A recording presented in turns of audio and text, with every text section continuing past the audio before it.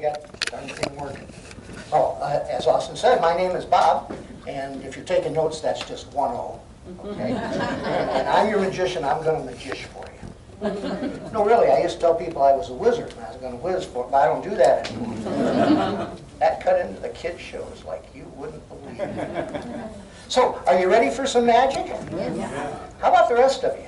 Did anybody explain to you that this is a live show? Not Memorex. I'm not going to point any fingers, but there's a young man in the back there going, my God, he's on every channel. It's not looking like that tonight. So, let's try that one more time. Are you ready for some magic? Yeah. Now you see, that's a learning curve that's compressing nicely. What I have here is I have a sheet of paper from the community link in Moore Park in California. It's where I was before I was in St. George, and I still have family there, so they send me these papers so that I can keep up with what's happening. Now, I don't know how many of you ever read your local papers. Do any of you do that? Do you? Because you know, they have all sorts of good stuff in here. I think they print all the stuff that the larger papers don't feel they're worth the ink. Let me give you an example. Now, it says here Moore Park is having sign-ups for summer camp. Now, I personally think that is great, because I was raised in Chicago. We didn't have summer camp when I was growing up. I had to spend every summer with my great-great-grandparents. I'll be honest with you, I hated that cemetery. Oh, here you go, here you go. Look at this, a new restaurant. Oh, never mind. It's vegetarian. No, I have nothing against vegetarians. My wife is actually a vegetarian. Yeah, I kind of figured, you know, if God didn't want us to eat animals, He probably shouldn't have made them out of meat. Oh, I don't know if they have anything like this here. This is the Scholastic Olympics. Have you ever heard of those? No. We have those, and Moore Park, believe it or not, has actually won twice. Now, Moore Park is only maybe 36,000 people, and they're going up against some of these schools that have that many freshmen. So for them to win is great. And also, my grandson still goes there. I mean, don't get me wrong, he's not on the team now. In fact, I once sent him upstairs for a deck of cards. Took him 52 trips. No, he may have been that one child left behind, but I can't comment on that because, after all, he is a relative. Oh, here's the one I wanted. Yeah, he is a relative. This is your tax dollars at work.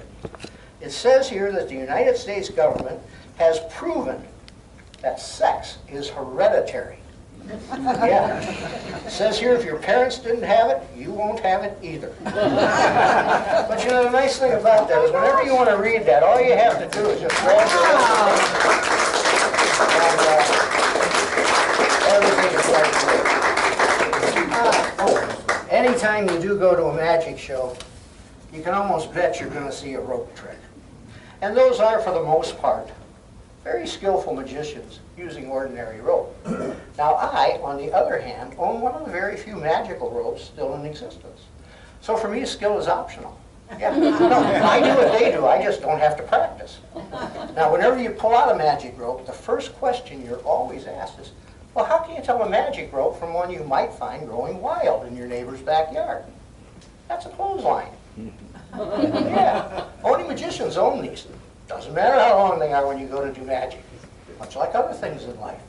You don't care about this middle, it keeps the ends apart.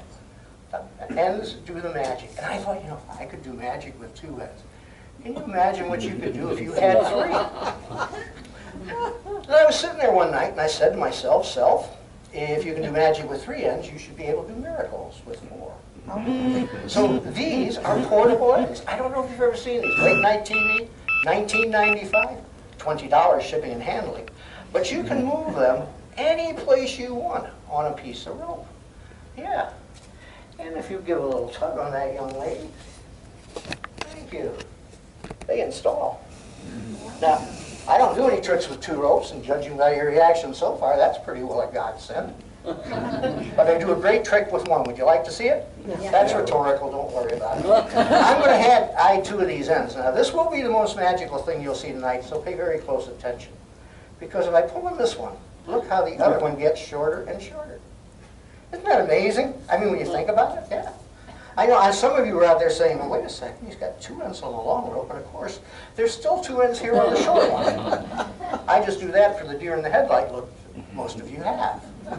See, I'm not done. I'm going to blend these together.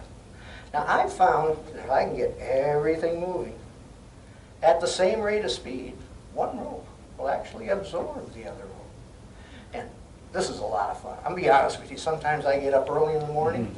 I'll do this for hours in front of the mirror. Then, of course, I put my clothes on and go to work. But hey, enough of my social life. Are you ready to see my favorite trick? I mean, the one we do with a single rope. Oh my gosh.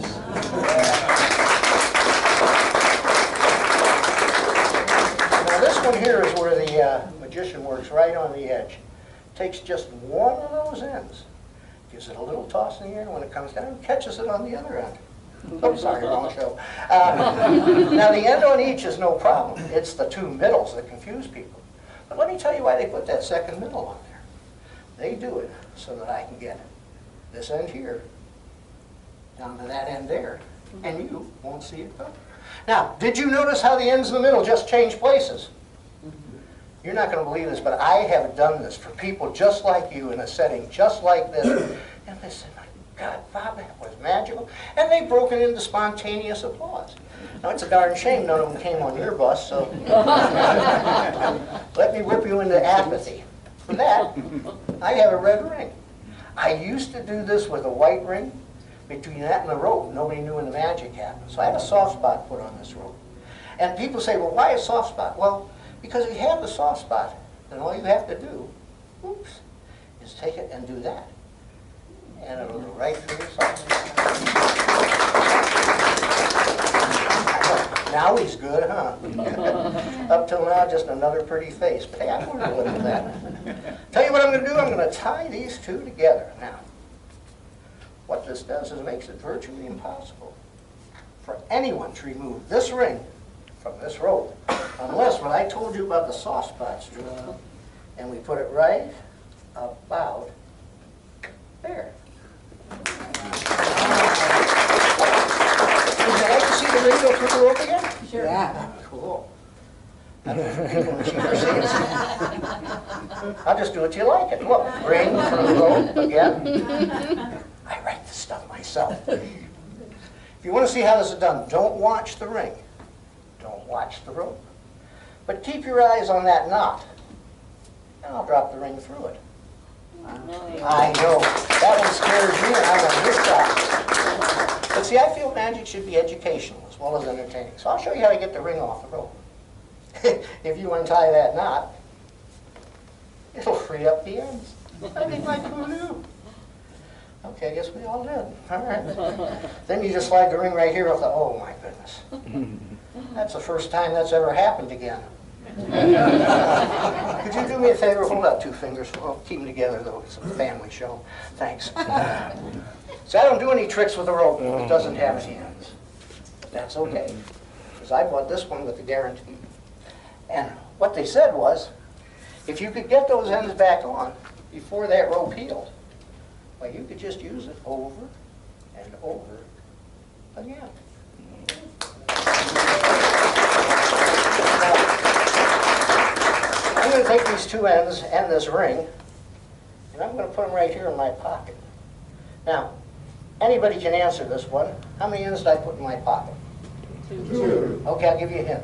1. I'll give you the answer. We can get out of here early. Believe it or not, these travel in pairs. If you don't believe me, go home tonight. You get a scissors and a piece of rope. Try making one end. Don't laugh. Kept me busy for months. Now I keep it in the middle of my pocket. That way I don't have to hunt down the ring. Now, I don't do much, but I do 3 hours of this, so buckle up, campers. We're going to be here for a while. I'm just serious. Let me show you how this works. See, when you put a ring on a rope, everybody watches these ends to see how the ring came off. Well, that's how I put it on. Now, once it's on, you have to decide, why does it stay? And you'll notice that the middle of the rope goes through the center of the ring. It's on there. It's not moving. But if you just do this, that'll take and put the center of the rope on the outside of the middle of the ring. The ring will come off right here in the center of the rope. That's all I have to say on the subject of rope. And thank you for allowing me